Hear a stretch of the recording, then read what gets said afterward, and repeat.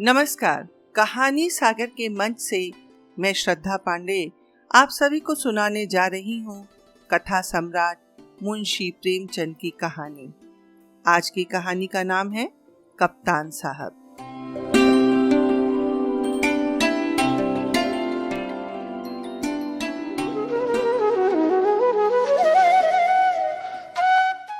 जगत को स्कूल जाना, कुनैन खाने या मछली का तेल पीने से कम अप्रिय न था। वह सैलानी, आवारा, घुमक्कड़ युवक था। कभी अमरूद के बागों की ओर निकल जाता और अमरूदों के साथ माली की गालियां बड़े शौक से खाता। कभी दरिया की सैर करता, कभी मल्लाहों की डोंगियों में बैठकर उस पार के देहातों में निकल जाता। गालियां खाने में उसे बड़ा मजा आता था। गालियां खाने का कोई अवसर वह हाथ से जाने न देता। सवार के घोड़े के पीछे ताली बजाना, एक्को के पीछे से पकड़कर अपनी ओर खींचना, बूढ़ों की चाल की नकल करना उसके मनोरंजन के विषय थे। आलसी काम तो नहीं करता, पर दुर्व्यसनों का दास होता है और दुर्व्यसन धन के बिना पूरे नहीं होते। जगत सिंह को जब अवसर मिलता घर से रुपए उड़ा ले जाता।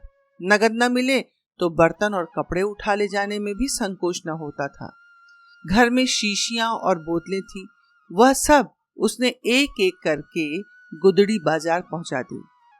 पुराने दिनों की कितनी ही चीजें घर में पड़ी थीं, उसके मारे एक भी न बची। एक कला में ऐसा दक्ष और निपुण था कि उसकी चतुराई और पटुता पर आश्चर्य होता था। एक बार बाहर ही बाहर केवल कार्निसों के सहारे अपने 2 मंजिला मकान की छत पर चढ़ गया और ऊपर से ही पीतल की एक बड़ी थाली लेकर उतर आया। घर वालों को आहट तक न लगी। उसके पिता ठाकुर भक्त सिंह अपने कस्बे के डाकखाने के मुंशी थे। अफसरों ने उन्हें शहर का डाकखाना बड़ी दौड़ धूप करने पर दिया था, किंतु भक्त सिंह जिन इरादों से यहाँ आए थे उनमें से एक भी न पूरा हुआ। उल्टी हानि यह हुई कि देहातों में जो भाजी, साग, उपले, ईंधन मुफ्त मिल जाते थे वे सब यहाँ बंद हो गए। यहाँ सबसे पुराना घराव था, न किसी को दबा सकते थे न सता सकते थे। इस दुर्व्यवस्था में भगत सिंह को जगत सिंह की हतलपकियां बहुत अखरती। उन्होंने कितनी ही बार उसे बड़ी निर्दयता से पीटा। जगत सिंह भीमकाय होने पर भी चुपके से मार खा लिया करता था। अगर वह अपने पिता के हाथ पकड़ लेता तो वे हिल भी न सकते थे, पर जगत सिंह इतना सीना जोर न था। हाँ, मार पीट, घुड़की, धमकी किसी का भी उस पर असर न होता था।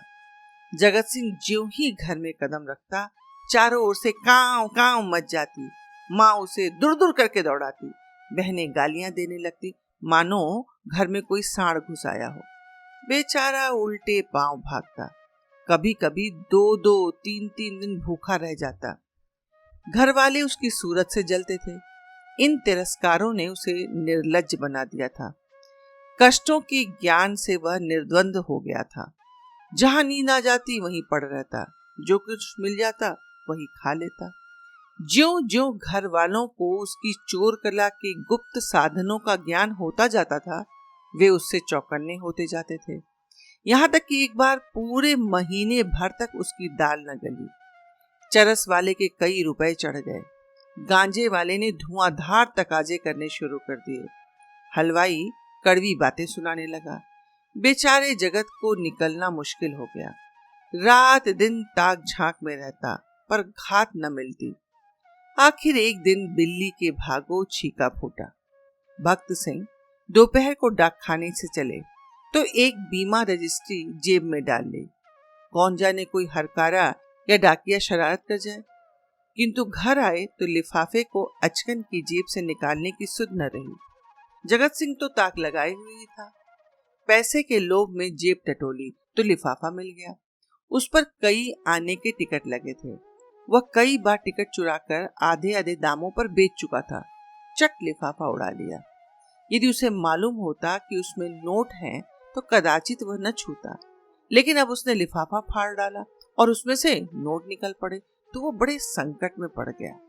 वह फटा हुआ लिफाफा गला फाड़ फाड़ कर उसके दुष्कृत्य को धिक्कारने लगा।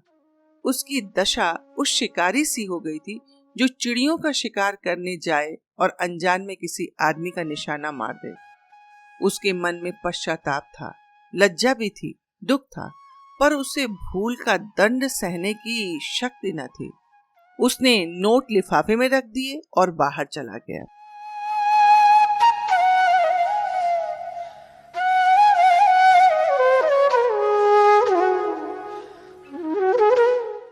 गर्मी के दिन थे। दोपहर को सारा घर सो रहा था, पर जगत सिंह की आंखों में नींद न थी।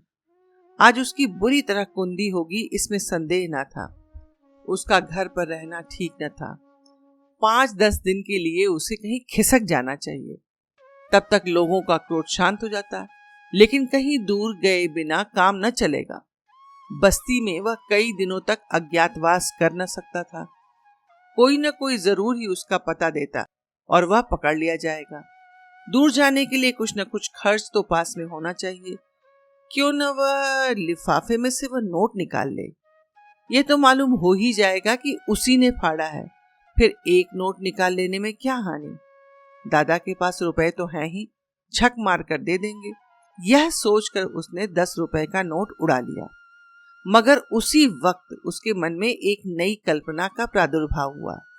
अगर ये सारे के सारे रुपए लेकर किसी दूसरे शहर में कोई दुकान खोल ले तो बड़ा मजा हो।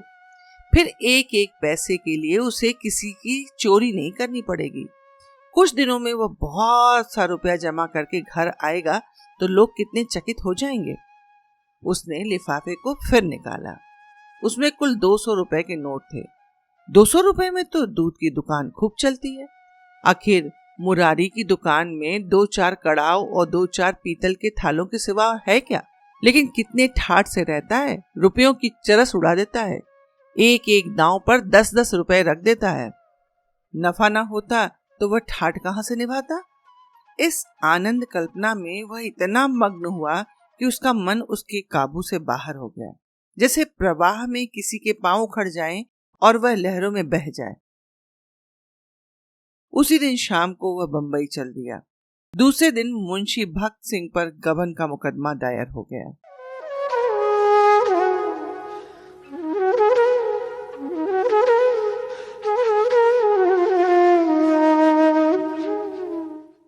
बंबई के किले के मैदान में बैंड बज रहा था और राजपूत रेजिमेंट के सजीले सुंदर जवान कवायद कर रहे थे। जिस प्रकार हवा बादलों को नए नए रूप में बनाती और बिगाड़ती है, उसी भांति सेना का नायक सैनिकों को नए नए रूप में बना बिगाड़ रहा था। जब कवायद खत्म हुई तो एक छरहरे डील का युवक नायक के सामने आकर खड़ा हो गया। नायक ने पूछा, क्या नाम है? लड़के ने फौजी सलाम करके कहा, जगत सिंह। क्या चाहते हो? फौज में भर्ती कर लीजिए। मरने से तो नहीं डरते? बिल्कुल नहीं, राजपूत हूं। बहुत कड़ी मेहनत करनी पड़ेगी। इसका भी डर नहीं। अदन जाना पड़ेगा। खुशी से जाऊंगा। कप्तान ने देखा, बला का हाजिर जवाब, मनचला, हिम्मत का धनी जवान है। तुरंत फौज में भर्ती कर लिया। तीसरे दिन रेजिमेंट अदन को रवाना हुआ। मगर ज्यों-ज्यों जहाज आगे चलता जाता था, जगत का दिल पीछे रह जाता था। जब तक जमीन का किनारा नजर आता रहा, वह जहाज के डेक पर खड़ा अनुरक्त नेत्रों से उसे देखता रहा। जब वह भूमि तट जल में विलीन हो गया तो उसने एक ठंडी सांस ली और मुंह ढांप कर रोने लगा। आज जीवन में पहली बार उसे अपने प्रियजनों की याद आई। वह छोटा सा अपना कस्बा, वह गांजे की दुकान, वह सैर सपाटे, वह सुहृद मित्रों के जमघट आंखों में फिरने लगे। कौन जाने फिर कभी उनसे भेंट होगी या नहीं। एक बार वह इतना बेचैन हुआ कि जी में आया पानी में कूद पड़े।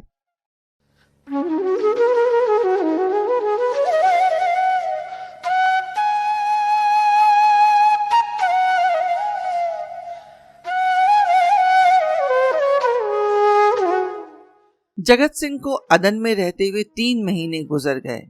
भांति भांति की नवीनताओं ने कई दिन तक उसे मुग्ध किए रखा, लेकिन पुराने संस्कार फिर जागृत होने लगे।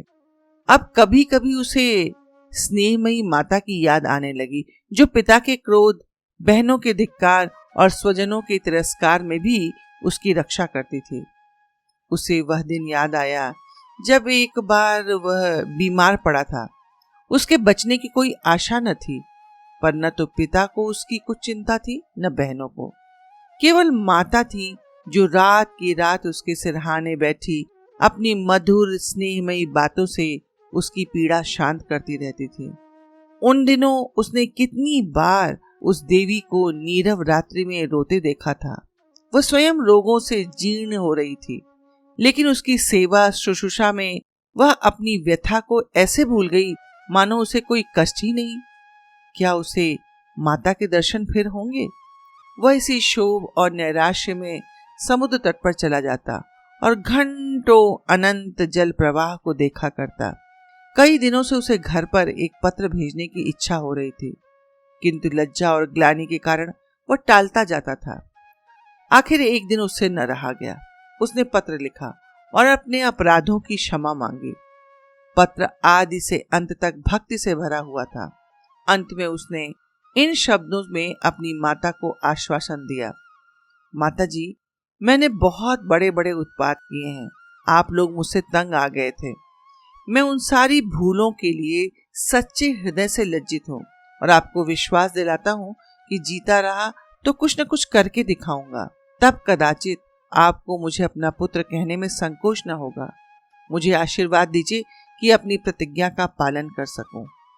यह पत्र लिखकर उसने डाकखाने में छोड़ा और उसी दिन से उत्तर की प्रतीक्षा करने लगा। किंतु 1 महीना गुजर गया, कोई जवाब न आया। उसका जी घबराने लगा। जवाब क्यों नहीं आता? कहीं माताजी बीमार तो नहीं है? शायद दादा ने क्रोधवश जवाब न लिखा होगा। कोई और विपत्ति तो नहीं आ पड़ी? कैंप में एक वृक्ष के नीचे कुछ सिपाहियों ने शालिग्राम की एक मूर्ति रख छोड़ी थी। कुछ श्रद्धालु सैनिक रोज उस प्रतिमा पर जल चढ़ाया करते थे। जगत सिंह उनकी हंसी उड़ाया करता था, पर आज वह भी विक्षिप्तों की भांति प्रतिमा के सम्मुख जाकर बड़ी देर तक मस्तक झुकाए बैठा रहा। वह इसी ध्यानावस्था में बैठा था कि किसी ने उसका नाम लेकर पुकारा। वह दफ्तर का चपरासी था और उसके नाम की चिट्ठी लेकर आया था। जगत सिंह ने पत्र हाथ में लिया तो उसकी सारी देह कांप उठी। ईश्वर की स्तुति करके उसने लिफाफा खोला और पत्र पढ़ा। लिखा था, तुम्हारे दादा को गबन के अभियोग में 5 वर्ष की सजा हो गई। तुम्हारी माता इस शोक में मरणासन है। छुट्टी मिले तो घर चले आओ। जगत सिंह ने उसी वक्त कप्तान के पास जाकर कहा, हुजूर, मेरी माँ बीमार है, मुझे छुट्टी दे दीजिए। कप्तान ने कठोर आंखों से देखकर कहा, अभी छुट्टी नहीं मिल सकती, तो मेरा इस्तीफा ले लीजिए। अभी इस्तीफा भी नहीं लिया जा सकता। मैं अब एक क्षण भी यहां नहीं रह सकता। रहना पड़ेगा।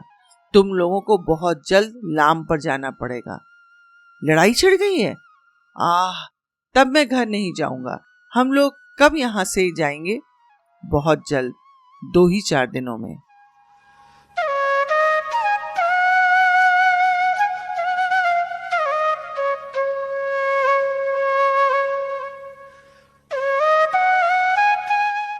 चार वर्ष और बीत गए।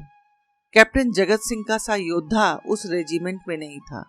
कठिन अवस्थाओं में उसका साहस और भी उत्तेजित हो जाता। जिस मुहिम में सबकी हिम्मतें जवाब दे जाती थीं, उसे सर करना उसी का काम है। हल्ले और धावे में वह सदैव आगे रहता है। उसकी त्योरियों पर कभी मैल नहीं आता। इसके साथ ही वह इतना विनम्र, इतना गंभीर, इतना प्रसन्नचित्त है कि सारे अफसर और मातहत उसकी बड़ाई करते हैं। उसका पुनर्जीवन सा हो गया है। उस पर अफसरों को इतना विश्वास है कि अब वे प्रत्येक विषय में उससे परामर्श करते हैं। जिससे पूछिए, वही वीर जगत सिंह की वीरदावली सुना देगा। कैसे उसने जर्मनों की मैगजीन में आग लगाई, कैसे अपने कप्तान को मशीन गनों की मार से निकाला, कैसे अपने एक मातहत सिपाही को कंधे पर लेकर निकल आया। ऐसा जान पड़ता है उसे अपने प्राणों का मोह ही नहीं, मानो वह काल को खोजता फिरता हो। लेकिन नित्य रात्रि के समय जब जगत सिंह को अवकाश मिलता है, वह अपनी छोलदारी में अकेले बैठकर घर वालों को याद कर लिया करता है, 2-4 आंसू की बूंदें अवश्य गिरा देता है। वह प्रतिमास अपने वेतन का बड़ा भाग घर भेज देता है और ऐसा कोई सप्ताह नहीं जाता जबकि वह माता को पत्र न लिखता हो। सबसे बड़ी चिंता उसे पिता की है, जो आज उसी के मुकदमे के कारण कारावास में यातना झेल रहे हैं। हाय, वह कौन सा दिन होगा कि जब वह उनके चरणों पर सिर रखकर अपना अपराध क्षमा करवाएगा और वह उसके सिर पर हाथ रखकर आशीर्वाद देंगे।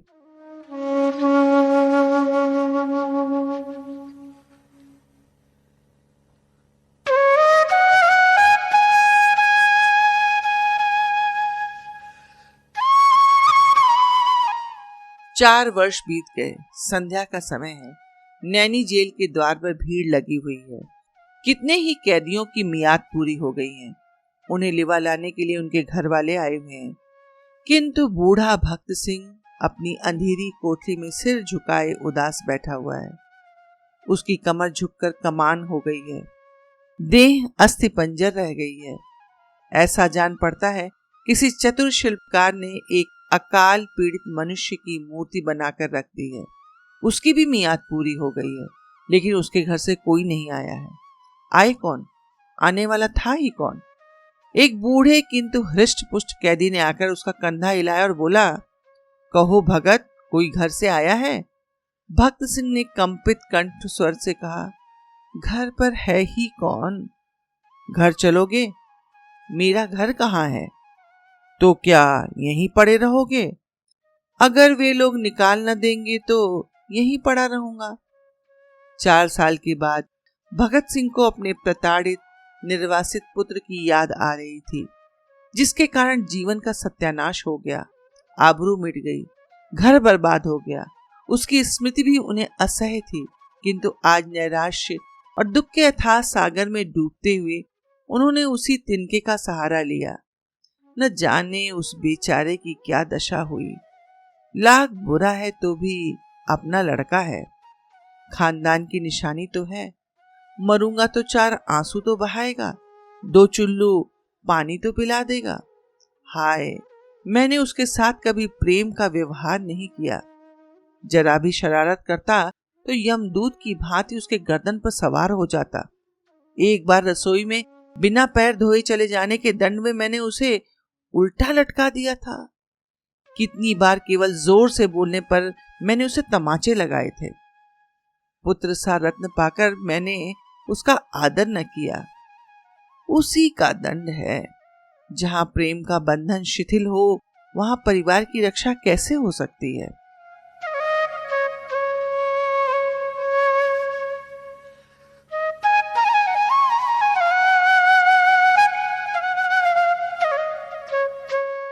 सवेरा हुआ। आशा का सूर्य निकला। आज उसकी रश्मियां कितनी कोमल और मधुर थीं, वायु कितनी सुखद, आकाश कितना मनोहर, वृक्ष कितने हरे भरे, पक्षियों का कलरव कितना मीठा। सारी प्रकृति आशा के रंग में रंगी हुई थी, पर भगत सिंह के लिए चारों ओर अंधकार था। जेल का अफसर आया। कैदी एक पंक्ति में खड़े हुए। अफसर एक एक का नाम लेकर रिहाई का परवाना देने लगा।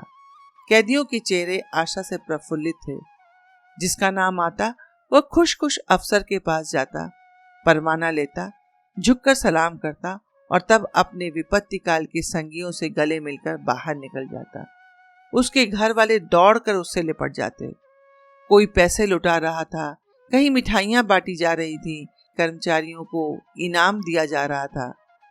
आज नरक के पुतले विनम्रता के देवदूत बने हुए थे। अंत में भगत सिंह का नाम आया। वह सिर झुकाए आहिस्ता आहिस्ता जेलर के पास गए और उदासीन भाव से परवाना लेकर जेल के द्वार की ओर चले, मानो सामने कोई समुद्र लहरें मार रहा है। द्वार से बाहर निकलकर वह जमीन पर बैठ गए। कहाँ जाएं? सहसा उन्होंने एक सैनिक अफसर को घोड़े पर सवार जेल की ओर आते देखा। उसकी देह पर खाकी वर्दी थी, सिर पर कारचोबी साफा, अजीब शान से घोड़े पर बैठा हुआ था। उसके पीछे पीछे एक फिटन आ रही थी। जेल के सिपाहियों ने अफसर को देखते ही बंदूकें संभाली और लाइन में खड़े होकर सलाम किया। भगत सिंह ने मन में कहा, एक भाग्यवान वह है जिसके लिए फिटन आ रही है और एक अभागा मैं हूं जिसका कोई ठिकाना नहीं। फौजी अफसर ने इधर उधर देखा और घोड़े से उतरकर सीधे भगत सिंह के सामने आकर खड़ा हो गया। भगत सिंह ने उसे ध्यान से देखा और तब चौंक कर उठ खड़े हुए और बोले, अरे बेटा जगत सिंह। जगत सिंह रोता हुआ उनके पैरों पर गिर पड़ा। धन्यवाद।